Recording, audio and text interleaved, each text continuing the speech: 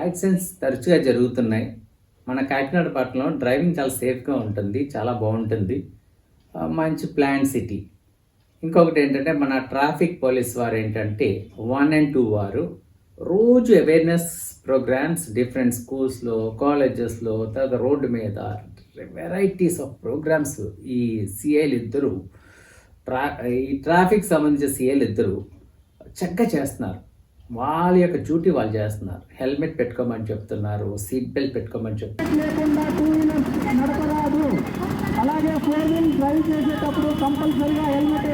తర్వాత అవేర్నెస్ చాలా క్రియేట్ చేస్తున్నారు. అయినా యాక్సిడెంట్స్ ఎందుకు జరుగుతున్నాయి? అవి యాక్సిడెంట్స్ ఎప్పుడు జరుగుతుంటాయి. రీసెంట్గా వచ్చిన డేటాలో కూడా ఏంటంటే హైవేలో చాలా యాక్సిడెంట్స్ జరుగుతున్నాయి, చాలా లైఫ్స్ లూజ్ అవుతున్నాయి. కానీ సిటీలో చిన్న చిన్న రోడ్స్లో యాక్సిడెంట్ జరగడం అంటే బాధాకరం. ఇప్పుడు మీరు చూసే విజువల్స్ ఏంటి, రోడ్ మీద బ్లడ్స్ ఇది అని చెప్పి రాంగ్ డైరెక్షన్లో డ్రైవ్ చేస్తే యాక్సిడెంట్స్ జరుగుతాయండి. సో ఏంటంటే చిన్న కటింగ్ కోసం, చిన్న టర్న్ కోసం, చిన్న యూ టర్న్ కోసం ఏంటంటే సులభ మార్గాలు వెతుకుతూ ఉంటారు.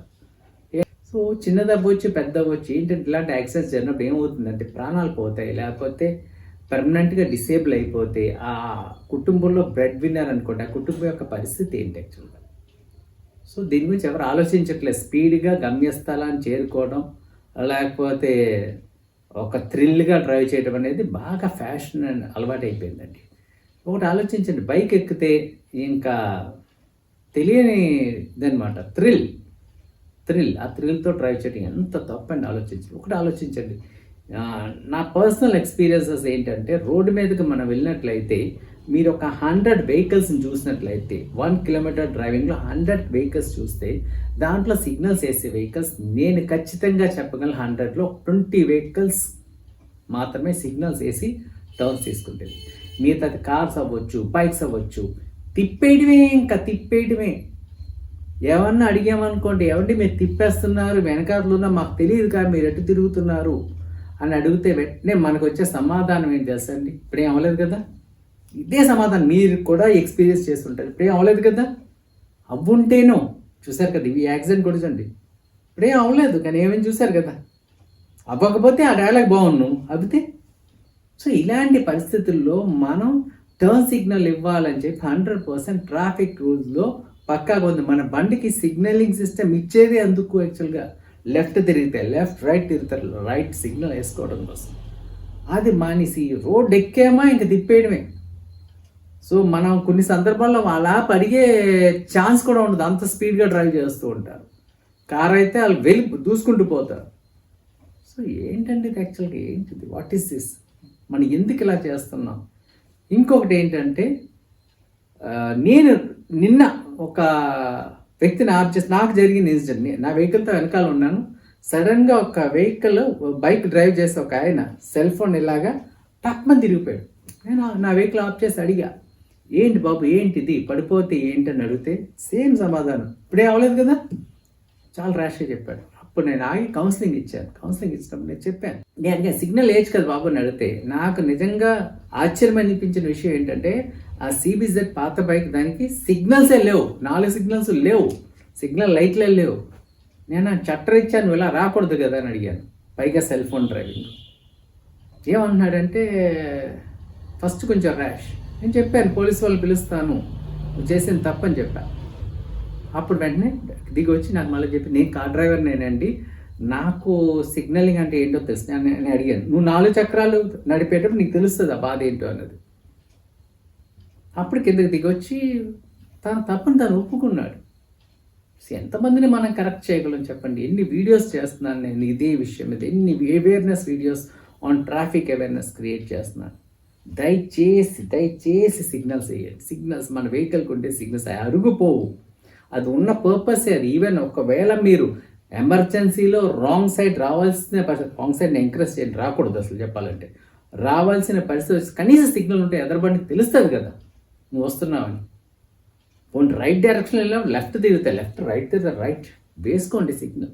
ఇంకొక పెద్ద బ్యాడ్ హ్యాబిట్ ఏంటంటే సిగ్నల్ కూడా వేయరు, రాంగ్ సైడ్ నుంచి ఓవర్టేకింగ్. ఇది ఇంకా దరిద్రం అండి, రాంగ్ సైడ్ నుంచి ఓవర్టేకింగ్. ఏమన్నా అడిగితే ఏం అవ్వలేదు కదా, వెళ్ళు, రోడ్ నీదా, ఇవే సమాధానాలు. ఒక్కటి గుర్తించండి, కరెక్ట్ రోడ్డు నీదా అని అడిగారు. నేను అడుగుతున్నా, ఈ రోడ్డు మన ఎవరిదే కాదు, బండి మాత్రమే మనది, బండి మాత్రమే మనది, రోడ్డు మంది కాదు, కరెక్టే. అలాంటప్పుడు ఆ డిసిప్లిన్ మెయింటైన్ చేయాలి. ప్రాణం కూడా మన చేతిలో ఉంది. ఈ యమధర్మరాజు మనకు కూడా తిరుగుతాడు, తీసుకెళ్ళిపోతాడు ఒక్క నిమిషంలో. సో ఒక్క సైడ్ ఏమో సెల్ ఫోన్ డ్రైవింగ్, ఇంకో సైడ్ ఏమో సిగ్నల్ ఇవ్వకుండా డ్రైవింగ్, ఇంకొక సైడ్ ఏంటంటే రాంగ్ ఓవర్టేకింగ్. ఈ 2 మిస్టేక్స్ చేసుకుంటూ థర్డ్ మిస్టేక్ రాంగ్ ఓవర్టేకింగ్. ఎవరు నియమం లేని పరిస్థితి.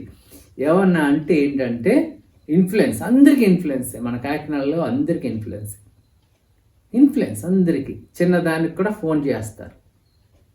పోనీ రిసీవ్ చేసుకున్న నాయకుడు అంత ఖాళీగా ఉంటే నాకు అర్థం కాదు. వెంటనే ఆ రికమెండేషన్ మావాడే వదిలే. నేర్పించండి, మీ వాళ్ళకి నేర్పించండి, ట్రాఫిక్ రూల్స్ పాటించాలని నేర్పించండి.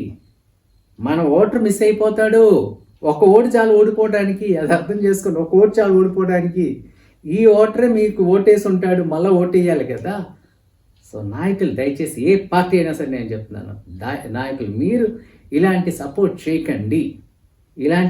చేయకండి. మన ట్రాఫిక్ వాళ్ళ మీద ప్రెషర్ తీసుకురాకండి. ఈ పరిస్థితిలో వాళ్ళ డ్యూటీ వాళ్ళు చేయనివ్వండి. పోలీస్ డిపార్ట్మెంట్ మన కోసమే ఉంది, మన భద్రత కోసమే ఉంది. ఒక అశ్రద్ధ, సెకండ్స్ ఇప్పుడే కదా తిరిగిపోతాను కదా అనేది వద్దండి. అవతల నుంచి వెహికల్ యొక్క స్పీడ్ మనం క్యాలిక్యులేట్ చేయలేం. దయచేసి రాంగ్ రూట్లో డ్రైవ్ చేయొద్దు. ఒక చిన్న యూటర్న్ అండి, ఇన్ని కబుర్లు చెప్తారు.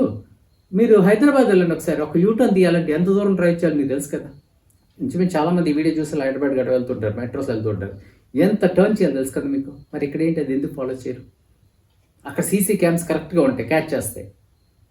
మీకు ఇంకో విషయం తెలుసా, కేరళ మీరు వెళ్ళండి. కేరళ వెళ్తే హెల్మెట్ లేకుండా డ్రైవ్ చేయడానికి అలౌ చేయరు. CC cam, artificial intelligence CC cams ఉన్నాయి రోడ్ అంతా, ఈవెన్ పాకెట్ రోడ్స్లో కూడా.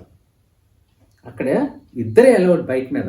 పిల్లలు ఉన్నారు కదా అని చెప్పి ఇద్దరు భార్య భర్తలు హెల్మెట్ పెట్టుకొని పిల్లల్ని బైక్ మీద తీసుకెళ్ళడానికి అలౌ చేయరండి.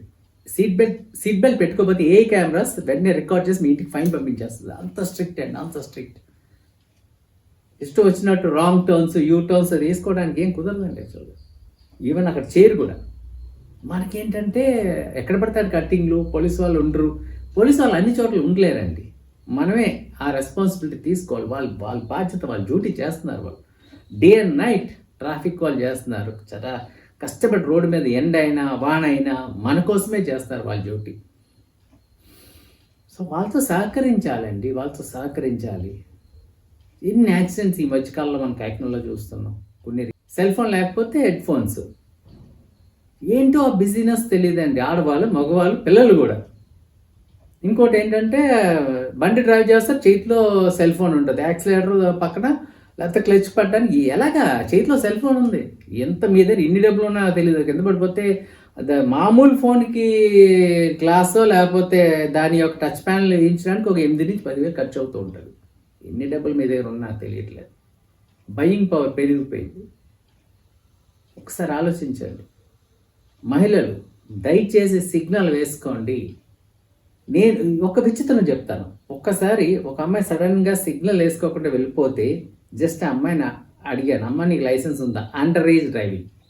తనకి తెలియదట, అసలు ఆ సిగ్నల్స్ ఉన్నాడు తెలియదట. మీరు నమ్మరు, విచిత్రం నాకు.